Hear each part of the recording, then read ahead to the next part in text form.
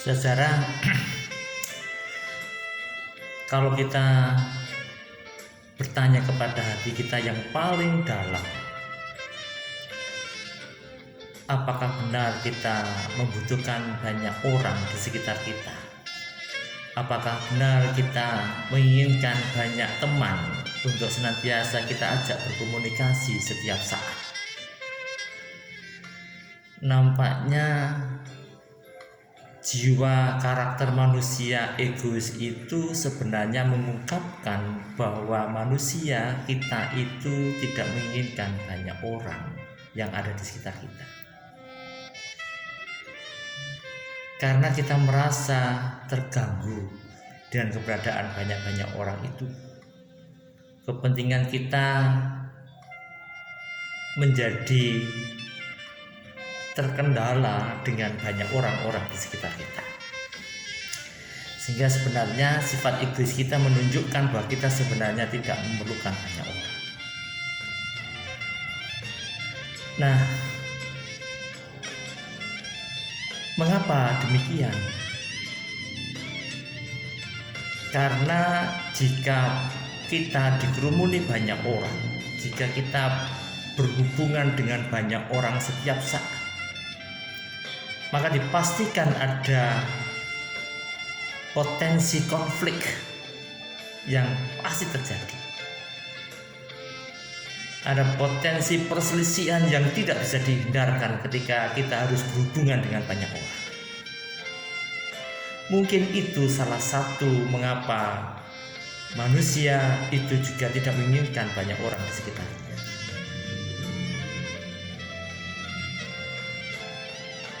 Dari situ juga sebenarnya ada sudut pandang yang lain. Berarti manusia juga tidak menginginkan adanya perselisihan terjadi dalam hidupnya. Ada keinginan kedamaian terus-menerus yang terjadi di hidupnya. Sehingga supaya tidak terjadi potensi perselisihan dan senantiasa ada kesejahteraan, kedamaian, maka itulah mungkin manusia sebenarnya pada dasarnya tidak menginginkan banyak orang yang ada di sekitarnya. Tapi apakah mungkin kita tidak berhubungan dengan banyak orang pada saat-saat ini? Jumlah populasi manusia semakin hari semakin bertambah. Piranti untuk berkomunikasi satu dengan yang lain berkembang dengan pesatnya. Sehingga tidak mungkin manusia itu menghindar untuk bisa berkomunikasi, berkerumun banyak orang, berteman dengan banyak orang. Sebab esensi makhluk sosial juga tidak mungkin akan hidup menyendiri. Pasti juga memerlukan banyak orang. Nah, oleh karena itu potensi untuk perselisihan itu terjadi bisa diminimalkan jika saja manusia itu memiliki sikap bawaan yang diberikan Allah kepada kita sebenarnya, yaitu memiliki semangat untuk senantiasa mengampuni sesamanya. Jika ada yang salah sesamanya, kita terbuka dan kemudian kita bisa mengampuni akan kesalahannya. Dasar kita mengampuni, memaafkan mereka yang membuat kesalahan terhadap diri kita atau orang lain adalah betapa Tuhan kita sudah mengampuni dan senantiasa mengampuni dosa-dosa kita.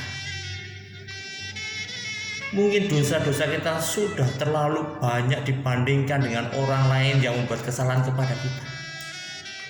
Itulah sebabnya ketika kita mengampuni orang lain supaya kita mau dan mampu untuk melakukannya adalah jangan senantiasa memandang pada kesalahan-kesalahan sesama saja yang membuat kesalahan itu kepada kita. Tapi dasar kita mengampuni sesama dan lihatlah kesalahan-kesalahan dan dosa-dosa kita yang sudah terampuni oleh Tuhan. Maka kita akan dimampukan untuk senantiasa mengampuni sesama yang salah itu. Ada kedamaian dan tidak akan pernah memperpanjang konflik, memperlama perselisihan. kalau semuanya memiliki semangat untuk mengampuni.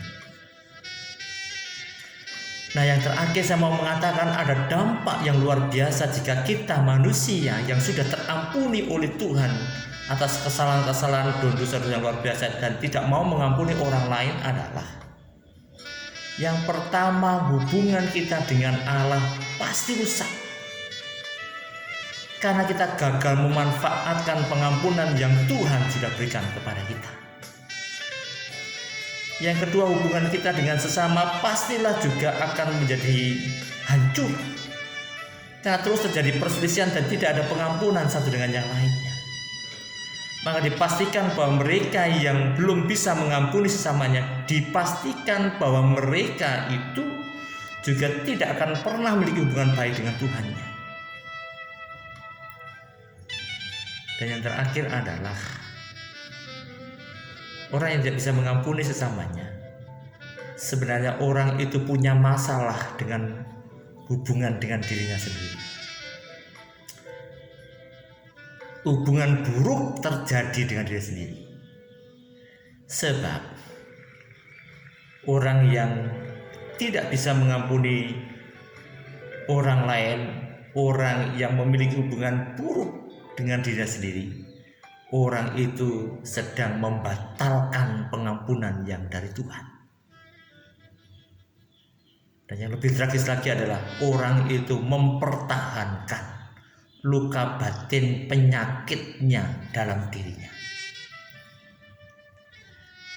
Itulah sebabnya mengapa kita harus mengampuni. Itulah sebabnya kita bertahan untuk menjadi orang yang senantiasa mengampuni sesama. Biar Tuhan senantiasa memberikan kekuatan kepada kita untuk terus memiliki lapang dada mengampuni sesama yang melakukan kesalahan. Selamat beraktivitas. Tuhan memberkati kita semua.